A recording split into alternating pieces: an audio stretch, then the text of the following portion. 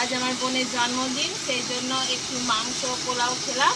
আর তার সঙ্গে এটা বানাচ্ছিল আমার বোন চিলি এঁচড়। এদিন ছিল আমার জন্মদিন, আর জন্মদিন উপলক্ষে মা পায়েস সেটা ওটা রান্না করেছিল, আর এঁচোড়টা এনেছিল বাবা রান্না করব বলে। তো এত রান্নার মধ্যে এঁচোড় আর রান্না হয়নি, আর এঁচোড় কাটা থেকে রান্না করা থেকে অনেক ঝামেলা। আর চিংড়ি মাছ নিয়ে এসেছিল, আর আমি বলেছিলাম যে এঁচোড় চিংড়ি তো প্রায়ই খেয়ে থাকি, তাই আমি একটা নতুন কিছু বানাবো, চিলি এঁচোড় বানাবো।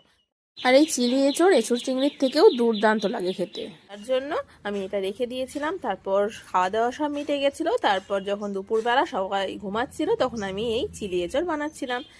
তো এঁচোড়টা দেখো কেটে নিয়েছি, তারপর আমি পেঁয়াজ ক্যাপসিকাম তারপর এই টমেটো কেটে নিয়েছি। তারপর এই রান্নাটা যেহেতু উনানে করবো, তাই জন্য কড়াইতে প্রথমে মাটি বুলিয়ে নিয়েছি, তারপর তাতে একটু তেল দিয়ে তাতে দুটো কাঁচা লঙ্কা দিয়ে আমি পেঁয়াজ কুচি ক্যাপসিকাম কুচি আর দিয়ে দিয়েছি টমেটো কুচি। তারপর স্বাদ মতো লবণ আর হলুদ দিয়ে দিচ্ছি পেঁয়াজ আর রসুন বাটা। তারপর একটু নাড়াচাড়া করে কষিয়ে নিয়ে দিয়ে দিচ্ছি সয়া সস, চিলি সস, একটু কাশ্মীরি লঙ্কার গুঁড়ো আর লাল টমেটো সস। তাহলে রেডি হয়ে গেল আমাদের চিলি এঁচোড়।